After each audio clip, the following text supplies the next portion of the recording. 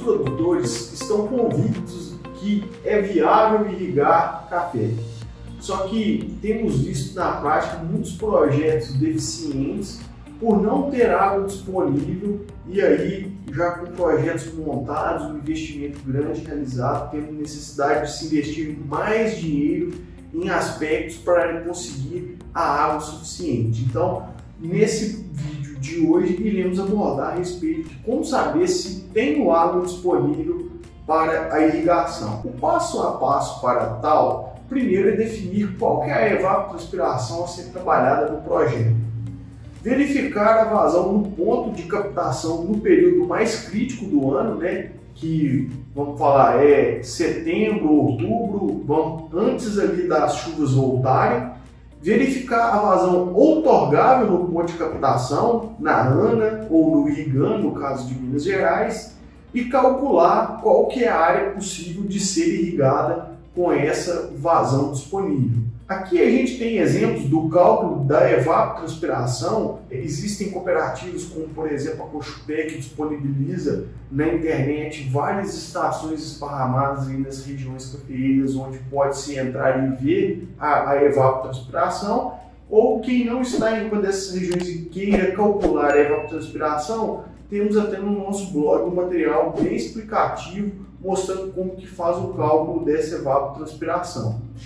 Vou fazer um exemplo, por exemplo, para Três Pontas, em Minas Gerais, no sul de Minas. É uma cidade que está em uma latitude de 21 graus, próximo a 22, né?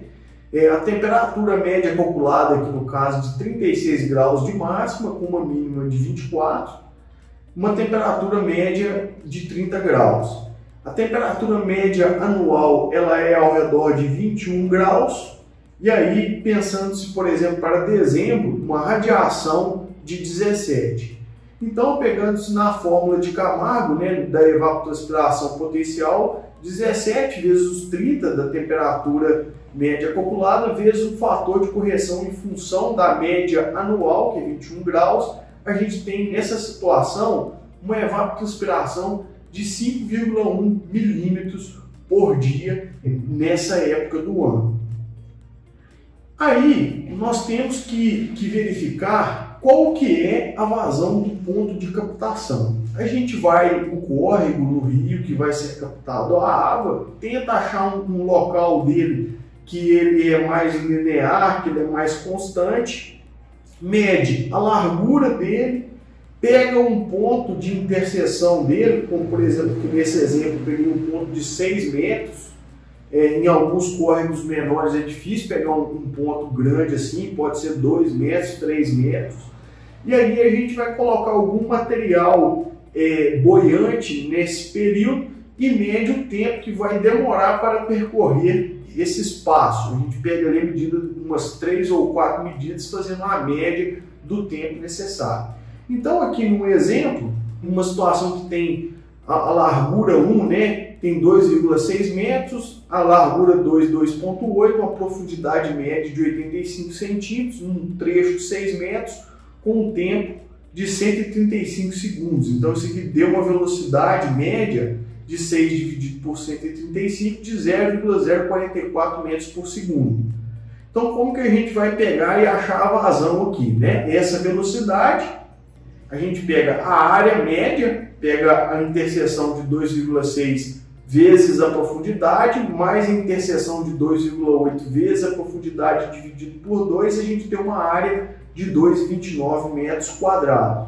Então a vazão vai ser a velocidade média, que a gente já tinha calculado aqui de 0,044 metros por segundo, a profundidade, que é 0,85 metros, 85 centímetros, vezes a área média daquela interseção de 2,29 metros quadrados.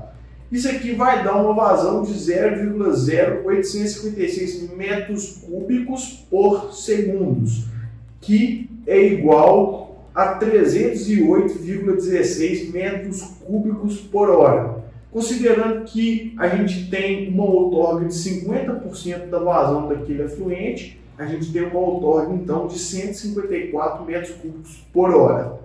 Então, agora, qual que é a área que dá para me irrigar com essa água?